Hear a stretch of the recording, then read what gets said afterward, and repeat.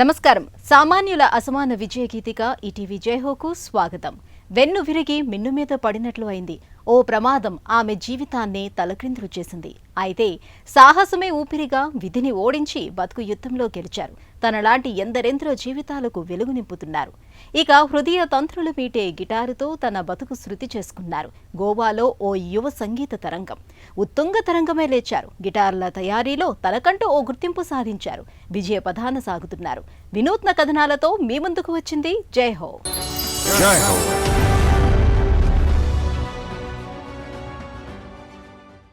ఆత్మవిశ్వాసమే ఆయుధంగా, పట్టుదలే ప్రాణంగా, విధిని ఎదిరించి గెలిపే ధ్యేయంగా సాగుతున్న ఆమె భాగ్యనగర వనిత బల్జిత్.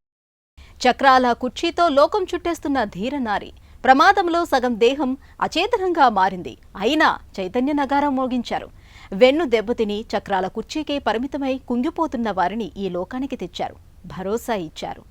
ఐఎం పాసిబుల్ సంస్థను స్థాపించి తనలాంటి వందలాది మందికి చక్రాల కుర్చీలిచ్చారు. సాధికారత అద్దెతో వారిని బతుకు పోరులో యోధులుగా తీర్చిదిద్దుతున్నారు.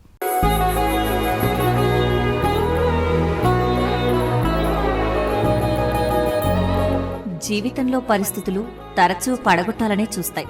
కానీ ఏటికి ఎదురుదినట్లు అలాంటి ప్రతికూలతలను సాహసంతో ఎదిరిస్తే, సామర్థ్యంతో పనిచేసి నిలిస్తే గెలుపు మనదే అవుతుంది.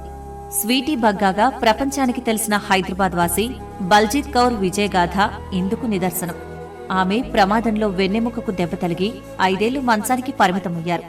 తర్వాత ఫీనిక్స్ కథను తలపించేలా అన్నింటినీ అధిగమించి నవలోకం సృష్టించుకుని ముందుకు దూసుకెళ్తున్నారు.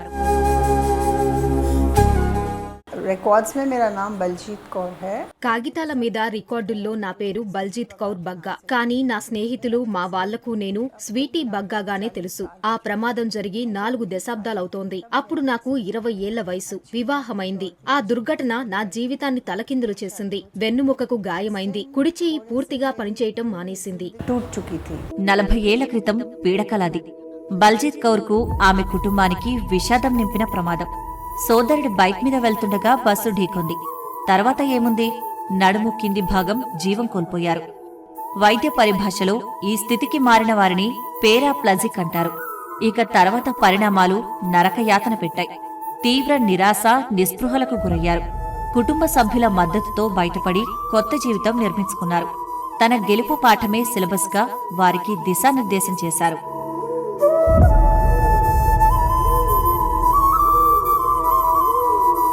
इनका एक्सीडेंट हुआ था 6 महीने काफी परेशान थे. ప్రమాదం తర్వాత 6 నెలల పాటు తను తీవ్ర మనోవేదనకు గురైంది. జీవితం ఎలా ఉంటుందో అవగతమైంది. ధైర్యం కూడా తీసుకుంది. తన ప్రపంచం నిర్మించుకుని మంచి పేరు తెచ్చుకుంది. వెన్నెముకకు గాయమై జీవితమే లేదనుకునే వారితో సమావేశాలు నిర్వహిస్తోంది. వారిలో పేదలకు సాయపడుతోంది. ఇక్కడే కాదు, ఆఖరికి జమ్మూ కశ్మీర్లో ఉన్న వారికి చక్రాల కుర్చీలను పంపిణీ చేసింది. ఇంతేకాదు, సాయపడే తత్వం ఉంది. తను బాస్కెట్బాల్ ఆడుతుంది, ఈత కొడుతుంది. తను స్వతంత్రురాలు. स्विमिंग भी करते हैं. सब अपने आप इंडिपेंडेंट लेडी है, समझिए आप. 5 ఏళ్ల పాటు బల్జిత్ కౌర్ ఏకాంతంలో ఉండిపోయారు. జీవితంలో అందరూ పొందే చిన్నపాటి సంతోషాలను కోల్పోయారు. జీవోత్సవంలా మిగిలారు. అయితే కుటుంబ సభ్యులు ఆమెను చెన్నైలోని వెన్నెముక దెబ్బతిన్నవారి పునరావాస కేంద్రం స్పైనల్ కోడ్ రీహాబిలిటేషన్ సెంటర్కి తీసుకెళ్లారు. అక్కడ చేరటం ఓ మేలు మలుపైంది. అక్కడ లభించిన మద్దతుతో ఆత్మవిశ్వాసం సమకూరింది. ఆమె జీవన పయనం ఆశావహంగా మారింది. Rehabilitation is the most important thing in a paraplegic's life. దివ్యాంగులు, ప్రత్యేకించి నడుం కింది భాగం అచేతనంగా మారిన వారికి పునరావాసం ఎంతో ముఖ్యాంశం. దురదృష్టం కొద్దీ ఆ సమయంలో మాకు పునరావాసం అంటే ఏమిటో తెలియదు. 1.5 ఏళ్ల పాటు కుంగుబాటుతో సతమతమయ్యాను. ఎప్పుడూ ఏడుస్తూ ఉండేదాన్ని. నేను ఎప్పుడు నడుస్తాను అని డాక్టర్లను అడిగేదాన్ని. వాళ్ళు 6 నెలలు అని జవాబిచ్చేవారు. నేను 6 నెలల పాటు ఇలా మంచంలో ఉంటానని మీరెలా అనుకుంటున్నారు అన్నాను. కాదు, అసాధ్యం. ఆ 6 నెలలే 6 ఏళ్లుగా మారుతుందని, 6 ఏళ్లే 40 ఏళ్లవుతాయని అప్పట్లో అసలు తెలియదు. I have accepted as my life as it is. తనకు ఉన్న శారీరక ఇబ్బందులు, పరిమితులు బల్జిత్ కౌర్కు తెలుసు. కానీ అలా అని ఆమె ఆశాజ్యోతి ఆరిపోలేదు. ప్రయత్నాలు ఆగిపోలేదు. దివ్యాంగులపై సమాజం ప్రదర్శించే అసమానతలపై పోరాడింది. చక్రాల కుర్చీలో ఉండి పాల్గొనే పరుగు పందెంలో రాణించారు. జాతీయ స్థాయి బాస్కెట్బాల్ క్రీడాకారిణి అయ్యారు. సాహసాలను ప్రేమించి సాహస క్రీడలను స్వాగతించిన బల్జిత్ కౌర్ ఈత నేర్చి స్కూబా డైవింగ్ చేశారు. పారా మోటరింగ్ చేసి ఆశ్చర్యపరిచారు. తన సంకల్పాన్ని, సత్తాను చాటారు. स्पाइनल कॉर्ड इंजरी टूट जाने से ఎవరైనా ఎప్పుడైనా వెన్నుముక గాయంతో బాధపడుతుంటే అలాంటి వారికి ఆ పరిస్థితి దుర్భరమే. మానసికంగా, ఆర్థికంగా, భౌతికంగా ఓ పెద్ద దెబ్బ, ఓ శాపమని అంటారు. నాకీ పరిస్థితి రావడంతో మా కుటుంబమంతా ఉలిక్కిపడింది. 40 ఏళ్ల క్రితం వెన్నుముక గాయం పరిస్థితిపై ఎవరికీ పెద్ద అవగాహన ఉండేది కాదు. స్పైనల్ కార్డ్ ఇంజురీ ఉంటుందని ఎవరికీ తెలియదు. వైద్యులు నాకు ప్రమాదం జరిగిన 2 రోజుల తర్వాత చెప్పారు నాది అదే పరిస్థితి అని. ఇక ఎప్పటికీ నడవలేనని అన్నారు. इंजरी हो चुकी हो और आप बिल्कुल नहीं चल पाओगे. తన బాధలు, కష్టాల అనుభవంతో, సేవా సంకల్పంతో ఐయామ్ పాజిబుల్ అనే స్వచ్ఛంద సంస్థను స్థాపించారు. వెన్నెముకకు గాయమై చక్రాల కుర్చీలో ఉండేవారికి సేవలే సంస్థ లక్ష్యం. చక్రాల కుర్చీలను సేకరించి అవసరమైన వారికి పంచటం, ఆధ్యాత్మిక సమావేశాలు, వృత్తి విద్యా శిక్షణ కార్యక్రమాలు చేపట్టి ఆమె ఎందరికో ఆశాజ్యోతిగా మారారు.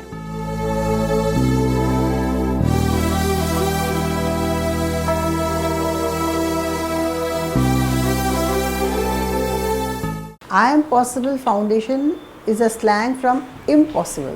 ఐయామ్ పాజిబుల్ ఫౌండేషన్ ఈ మాటలు ఇంపాసిబుల్ పదానికి ధీటైన జవాబు. మేము అసాధ్యం అనే మాటను మాకు సాధ్యమే అని చెప్పడానికి ఇలా మార్చాం. అంటే మేము ఏ పనైనా చేయగలమని చెప్పడం. ఏటా వార్షిక సమావేశాలు ఏర్పాటు చేస్తాం, నిధులు సమీకరిస్తాం, ప్రజల్లో అవగాహన తేవటానికి ప్రముఖ వైద్యులు ఒకరిని ఆహ్వానిస్తాం. लोगों को सलाह मशवरा राय देते हैं कि कैसे उनको आगे बढ़ना चाहिए. బల్జీత్ కౌర్ అవిశ్రాంత పైరం మానవతా స్ఫూర్తికి నిదర్శనం. ధైర్యంగా ఉండాలి, పట్టుదలతో సవాళ్లు స్వీకరించాలి, యోధురాలిగా జీవితాన్ని గడపాలన్న సందేశం ఆమె లోతైన మాటల్లో ధ్వనిస్తోంది. అడ్డంకులు అధిగమించి విజయం కోసం యత్నించేందుకు పలువురికి ప్రేరణగా నిలుస్తుంది.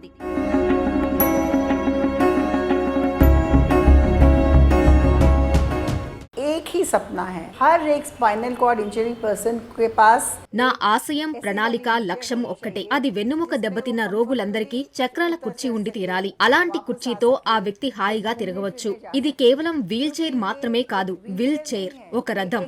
ఆంధ్రప్రదేశ్, తెలంగాణలలో మాత్రమే మేమీ చక్రాల కుర్చీలను అందించాం. इसके बिना हम लोगों का गुजारा नहीं, तो इसको चैरिट का दर्जा दिया.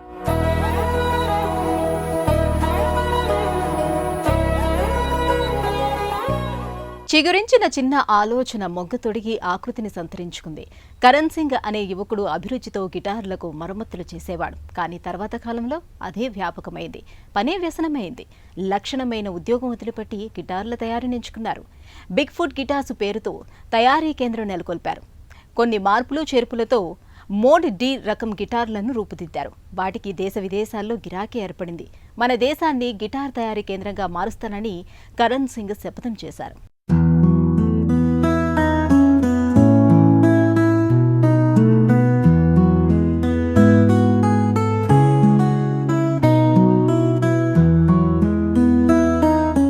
గిటార్ కేవలం పరికరమే కాదు, స్వీయ సృజనతో మనసును తట్టిలేపే రాగరంజనం.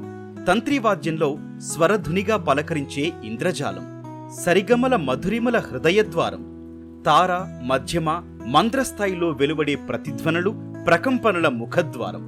మధుర స్వరాల acoustic guitar, electric solo guitar, ఏదైతేనేం అనేక పరికరాలు, అవి సృష్టించే పరవశ ధ్వానాలు, సంగీత అద్భుతాలు.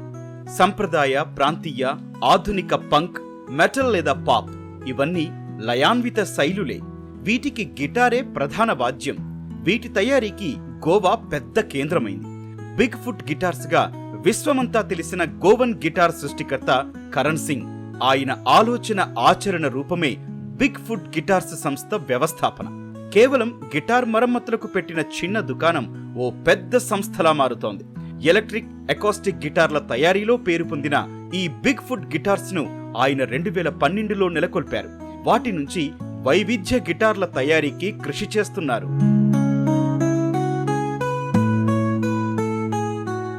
I'm the owner of Bigfoot Guitars, based in Goa. నా పేరు కరణ్ సింగ్, గోవాలోని బిగ్ ఫుట్ గిటార్స్ యజమానిని. మేము సంగీతకారులం. ఇలాంటి పరికరాలు సేకరించే వారికి ప్రత్యేకంగా గిటార్లు చేసిస్తుంటాం. దశాబ్దానికి పైగా పూర్తిగా ఇదే పనిలో నిమగ్నమయ్యాను.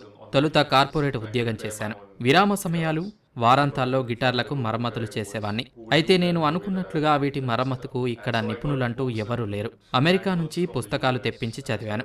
నా ఆటైనా పాటైనా గిటార్లతోనే. కొన్నేళ్లుగా నా వృత్తిలో చాలా హాయిగా ఉంది. మొదట స్నేహితుల గిటార్లకు మరమ్మతులు చేశాను. తర్వాత మౌఖిక ప్రచారంలో ఎవరెవరో రాసాగారు. నాకు ఆసక్తి పెరిగింది. అలా గిటార్ల తయారీ పనిని ప్రారంభించాను. And I got quite interested with this entire thing and eventually started playing around with building instruments. సంగీత వాద్యాలంటే చిన్నప్పటి నుంచి ఇష్టం. కరణ్ సింగ్ కు ఇది జన్మతహా వచ్చిన అభిరుచి. మరమ్మతుల కేంద్రంగా ప్రారంభించి పేరు పెట్టారు. ఇక అదే లోకమైపోయింది. సొంతంగా తయారు చేయాలన్న ఆకాంక్ష బలపడింది. తయారీ కేంద్ర స్థాపన తర్వాత వెనుతిరిగి చూడలేదు. అంతకుముందు గిటార్లకు ఏ చెక్క ఉపయోగిస్తారు, ఏది ధ్వని స్పష్టతకు దోహదం చేస్తుంది, ఇవేవి కరణ్ సింగ్ కు తెలియదు. ఆ పరిజ్ఞానమే లేదు.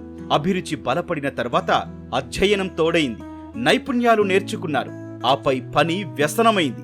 ఫంక్షనల్ గిటార్ల తయారీ ఆరంభించారు. కుటుంబ సభ్యులు సహకరించారు. ఉద్యోగం వదిలేసి పూర్తి సమయాన్ని మరమ్మతులు తయారీకే వెచ్చిస్తున్నారు. విదేశీ సంస్థల మార్గదర్శకానికి, అంతర్జాతీయ ఖ్యాతికి కృషి చేస్తున్నారు. విదేశీ గురువుల ప్రోత్సాహం తోడైతే దేశ విదేశాల్లో ఖ్యాతి సంపాదించవచ్చని కరణ్ ఆలోచన. I had no background in woodworking. I didn't have any skills with woodworking. నిజంగా గిటార్ తయారీకి వాడే చెక్క పనిలో నాకెలాంటి నేపథ్యం, నైపుణ్యం లేవు. ఉలిని వాడటం, హ్యాండ్ ప్లేన్ ఉపయోగించడం, ఒక వరుస క్రమంలో చెక్కను ఎలా కోయాలో స్వయంగా నేర్చాను. ముందుగా నా కోసం ఒక గిటార్ తయారు చేసుకున్నాను. నా సామర్థ్యం మీద నాకు నమ్మకం కలిగింది. ఆత్మవిశ్వాసంతో వచ్చింది. ఉద్యోగం మానేసి పూర్తి సమయం ఇందుకే కేటాయించాలని నిర్ణయించాను. ఒకవేళ 5 నెలల్లో నేను ఇందులో విజయం సాధించిన పక్షంలో పాత కొలువుకు వెళ్దామని అనుకున్నాను. Today I get to see a bunch of them playing instruments that I have built. It's an amazing feeling in that sense. ఈ వాద్య పరికరాలు ఎంతో శ్రద్ధగా, జాగ్రత్తగా, మంచి చెక్కతో రూపొందించినవి. అన్నట్లు గిటార్ ధ్వని, స్వరాలు పలకటం, అది ఉత్పత్తి చేసే ధ్వని నాణ్యతను సూచిస్తుంది. ఒక గిటారుకు మరో గిటారుకు వైవిధ్యం చూపుతుంది. ఏ గిటారు ప్రత్యేకత దానికే ఉండాలన్నది కరణ్ సింగ్ భావన. The workshop that I've got is in Sukkur. మా కార్యశాల ఉత్తర గోవాలోని సోకోరోలో చూడవచ్చు.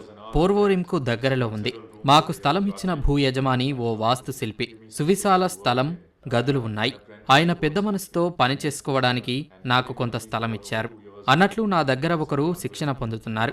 ఆయనే పుష్కరన్. 2 ఏళ్ల నుంచి నాతో కలిసి పనిచేస్తున్నారు. ఢిల్లీలోనూ నా దగ్గర ఇంటర్న్ చేశారు. ఏళ్లు గడుస్తున్న కొద్దీ పనిలో పరిణతి పెరిగింది. గిటార్ల తయారీలో మరింత కష్టపడుతున్నారు. ఇక్కడికి వచ్చాక ఎంతో ఎదిగారు. He's grown a lot since he's come here. కొద్దిగా సవరించిన తంత్రి వాద్యం అది. మోడ్ డీగా పిలిచే డ్రెడ్ నాట్ ఆకారం గిటార్. కరణ్ సింగ్ చెయ్యి తగిలి మారిపోయింది. గిరాకీ పెరిగింది. సంప్రదాయ గిటారులోనే కొన్ని మార్పులతో రూపుదిద్దారు. నిలుచున్నా, కూర్చున్నా కళాకారుడి చేతిలో ఇట్టే ఇమిడిపోతుంది. బిగ్ ఫుట్ గిటార్స్ లో ఇదే ఎక్కువగా విక్రయమవుతోంది. Biggest challenge is that we decided to build guitars. మేము గిటార్లు తయారు చేయాలని నిర్ణయించుకోవడమే పెద్ద సవాలు. మన దేశంలో ఈ తరహా వ్యాపారం తెలివైన నిర్ణయం కాదు. ఎంతో పని ఉంటుంది. ఇతర పరిశ్రమల్లా తయారీ పరిశ్రమ కాదు. కానీ చేయవచ్చని భావించి నేను ఇందులోకి వచ్చి విజయం సాధించాను. నేను అనుకున్నంత కంటే ఎక్కువ పనే ఉంది. దిగుమతే పెద్ద సవాలు. ఎందుకంటే అదనపు ఖర్చు. గిటార్ తయారీకి నేను వెచ్చించిన సమయానికి కొనుగోలుదారుడేమీ చెల్లించనక్కర్లేదు. 10 ఏళ్లకు పైగా గడించిన అనుభవంతో చేస్తున్నాను. మీరు కలలు కన్న పరికరం మీకు అందించాలని నేను ఆశిస్తున్నాను. And hopefully giving you something that you have only dreamt of all this time. వినియోగదారుల అభిరుచికి అనుగుణంగా ఇక్కడ గిటార్లు తయారవుతున్నాయి. తయారీ కేంద్రం వినియోగదారుల అభిమానం సంపాదించింది. ఆయన గిటారుకు దేశ విదేశాల్లో ఒక బ్రాండ్ వచ్చింది. అవి ఉద్దండులైన సంగీతకారులకు చేరువయ్యాయి.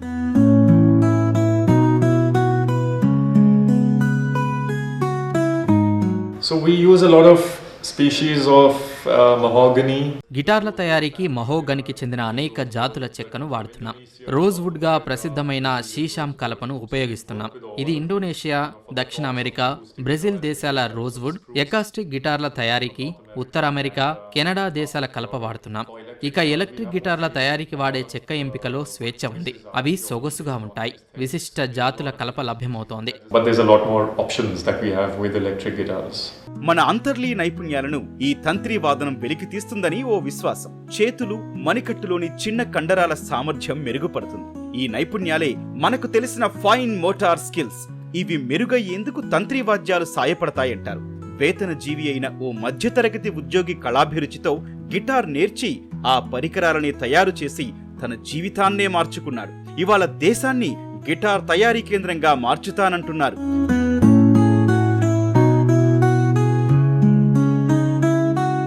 Future plans are, I think we've recently over the last 2 years started focusing a lot more on electric guitars. మాకు కొన్ని ప్రణాళికలున్నాయి. మా దృష్టి ఎలక్ట్రిక్ గిటార్లపై ఉంది.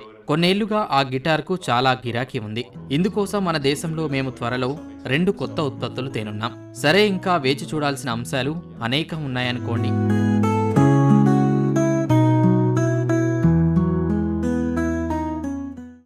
ఎడారి లాంటి జీవితానికి ఆత్మవిశ్వాసమే ఓయాసిస్గా మారింది.